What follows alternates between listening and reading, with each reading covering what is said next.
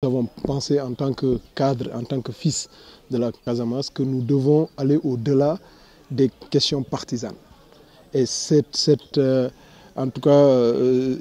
assertion nous a conduit à nous dire qu'on doit se rassembler en tant que fils de la Casamance pour dire jamais un président de la République du Sénégal n'a jamais autant eu un projet majeur pour la Casamance. Jamais un président n'a mis la Casamance au cœur de son projet de développement, le plan Sénégal émergent. Donc nous devons aller au-delà des questions de querelles partisanes. Et cela nous avait conduit, avec Edouard Lambal et le maire, qui est la maire de Molomp, Sidi Enyab, avec d'autres maires, à créer un cadre fédérateur en Casamance. Mais ce cadre fédérateur, nous l'avions rappelé, c'était d'abord pour donner le ton, donner le signal, dire qu'il y a un groupe qui ne regarde pas au-delà des partis, c'est d'abord l'intérêt de la Casamance. Et au-delà de ça, il y avait un objectif de massification. Et cet objectif doit être réalisé sur le terrain. Et c'est dans ce cadre-là que Edouard Lambal, étant notre représentant du département, il a réfléchi avec la base pour dire quelle est la meilleure manière de renforcer cette base au niveau du département. Et donc, il a trouvé que le meilleur cadre où il peut se déployer et augmenter, solidifier, renforcer la base affective du président Macky Sall pour sa réélection, mais surtout pour l'émergence de la Casamance, c'est de créer un mouvement fédérateur qui va au-delà du parti au niveau départemental.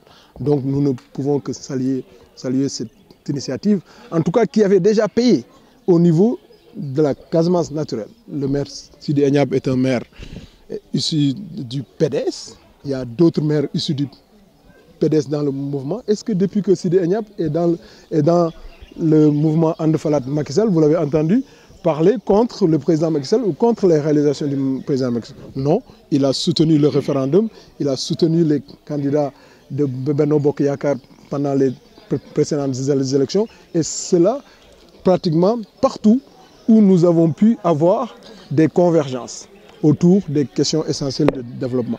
Et c'est une vraie massification, et je suis persuadé qu'à Oussouye, dans le Kassa, avec le maire Edouard Lambal, en tout cas, on aura aussi de façon concrète dans la base, puisque je le rappelle, l'objectif des 400 000 membres est toujours là, et nous allons un jour, dans les futurs proches, vous donner les décomptes pour dire où est-ce que nous en sommes dans cet objectif visé dès le départ. D'ailleurs, je voudrais solennellement remercier au nom de la Casamance le président Macky Sall pour avoir obtenu le déclassement de la Casamance par la France en zone rouge touristique.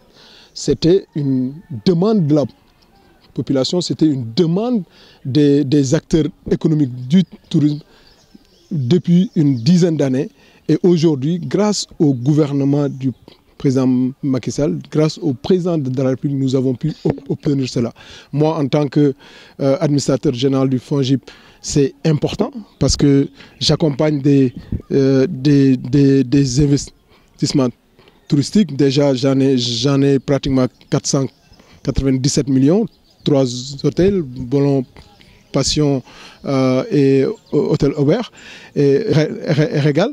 Mais ces 3 hôtels, nous avions des craintes face à la permanence, en tout cas, de la fréquentation et en tout cas du nombre de clients venant d'Europe. Et cette nouvelle, c'est une bonne nouvelle pour l'économie sénégalaise, mais surtout une bonne nouvelle pour l'économie casamançaise. Donc ce sont ces questions-là que nous allons porter.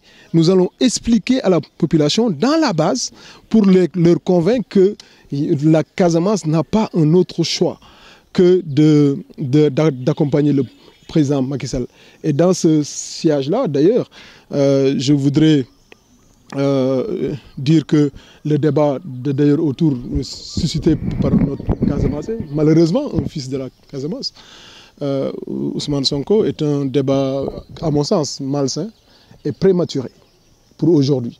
puisque c'est d'abord c'est vrai que gouverner, c'est prévoir, mais force est de constater que l'opposition n'ayant pas de sujets sur lesquels ils peuvent en tout cas contester le bilan excellent déjà en 4 ans d'exercice du président Macky Sall, trouve par tous les moyens possibles à chercher les boucs émissaires par-ci, par-là. Et je disais que ça me rappelait un peu le loup et l'agneau, là, la fable de La Fontaine qui disait « si ce n'était pas toi, si c'est pas toi, c'est ton frère ». Donc c'est un peu cela que ça me rappelle. Ça me rappelle cela. Et c'est un peu cela, et c'est pas sérieux. Il faudrait, à mon sens, revenir dans des questions plus importantes et dire aux Casamançais de regarder les gens qui portent aujourd'hui ce débat de l'opposition, de regarder l'ancien Premier ministre. Combien de fois il est venu dans sa vie en Casamance. Il les compte au bout d'une seule main. Nous ne pouvons pas compter sur ces personnes-là pour le développement de notre terroir, de notre région. Donc il y a des cadres, heureusement, et par la grâce de Dieu, des jeunes qui sont aujourd'hui en fonction, qui sont aujourd'hui en charge, qui sont capables de mener ce combat pour le développement de la Casamance en toute conscience, qui ont décidé et qui ont, par les réalisations concrètes du président Macky Sall, de dire à la population, voilà la personne qu'il faut suivre. Je pense que cette confiance, c'est cette confiance que nous réclamons à nos parents pour qu'ils puissent nous donner assez de force pour les représenter au niveau national.